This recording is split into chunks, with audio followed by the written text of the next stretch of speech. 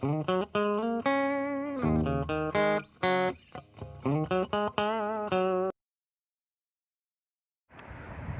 everyone. Today we are going to discuss sonnet number 146 composed by William Shakespeare. The title of the sonnet is Poor Soul, the Center of My Sinful Earth. We know that Shakespeare wrote 154 sonnets, all of which were published in the year 1609. Out of these 154 sonnets, 126 sonnets were written for the fair youth, and the remaining 28 sonnets were written to a dark lady. However, this sonnet, that is sonnet number 146, is addressed by the poet to his soul.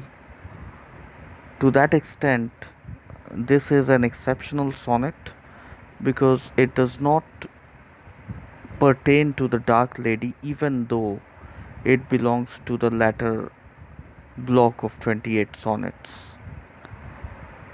Now we come to the text of this sonnet. The first stanza is like this: Poor soul, the center of my sinful earth, these rebel powers array. Why dost thou pine within and suffer dearth, painting thy outward walls so costly gay? Here it is important to note that the first line ends with the phrase my sinful earth, and the same phrase is repeated in the second line, in the starting of the second line. Now, critics have regarded this as a typographical error which points towards the inauthenticity of the sonnets which were published as quarto edition in 1609. However, we will restrict ourselves to the text that is at hand, and we'll try to interpret this with whatever information we have. So, here the poet is addressing his soul, and he is addressing his soul as poor soul. It is regarded as the center of his sinful body, and it is overwhelmed by rebel powers which obviously point towards the passions and emotions which relate to this mundane world. The poet then asks a question: Why dost thou pine within and suffer dearth, painting thy outward walls so costly gay? So, the poet is asking the soul that why does it pine within? Why does it feel the pain and suffer from dearth? Why does it starve itself?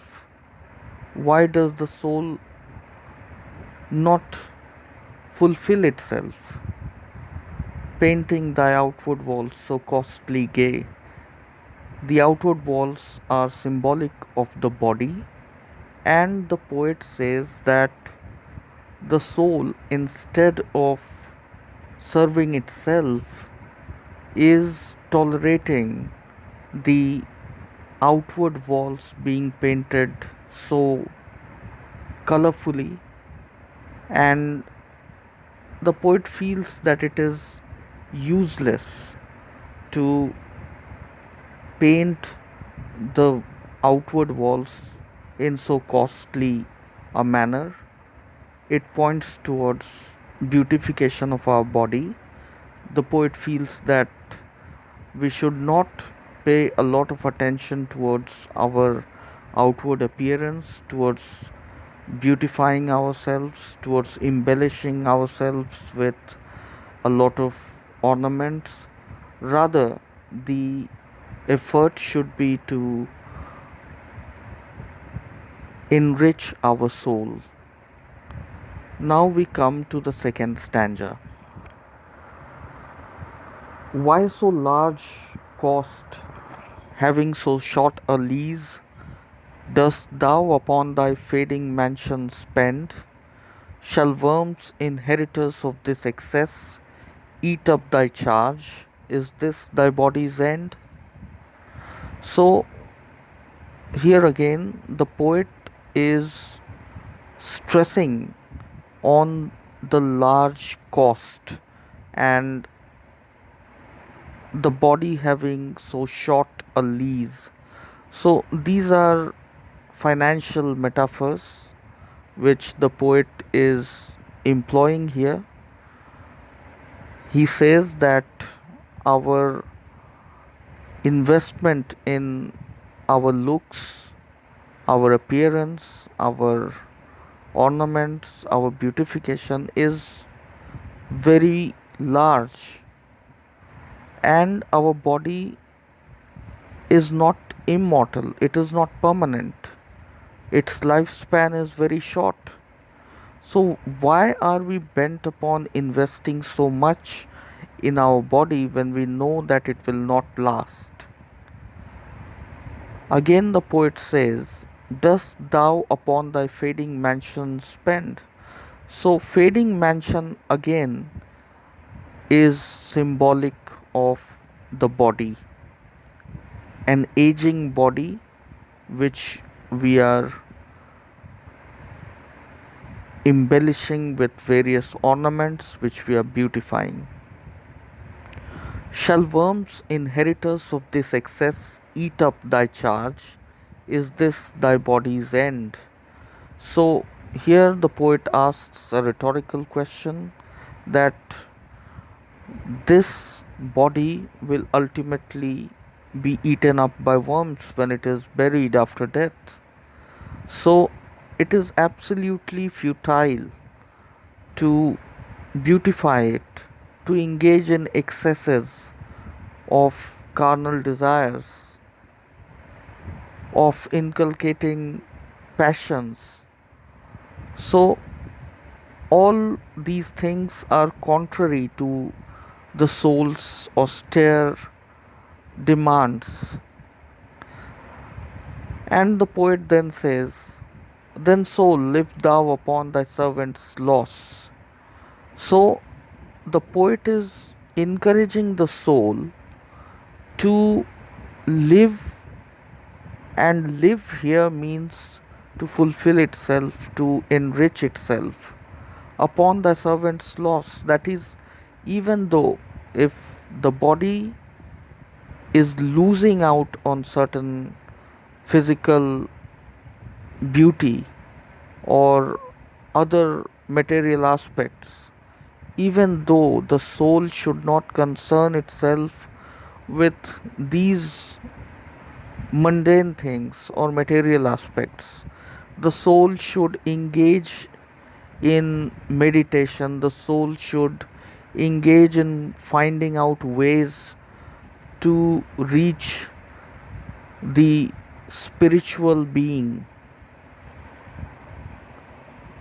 and let that pine to aggravate thy store by terms divine in selling hours of dross, within be fed, without be rich no more. And the poet builds on his argument. He says that the soul should concentrate upon enriching itself. It should not get affected by the pains that the body feels. The soul should buy terms divine in selling hours of dross. That is, the wasteful pursuits of the body should not be something that the soul should engage in. Instead, the soul should engage in fruitful search for meaning. The soul should search for enrichment and the absolute knowledge of truth. So, here the emphasis of the poet is to lead a life of intellectual and spiritual fulfillment instead of physical desires. And now we come to the concluding couplet. So shalt thou feed on death that feeds on men, and death once dead, there's no more dying then.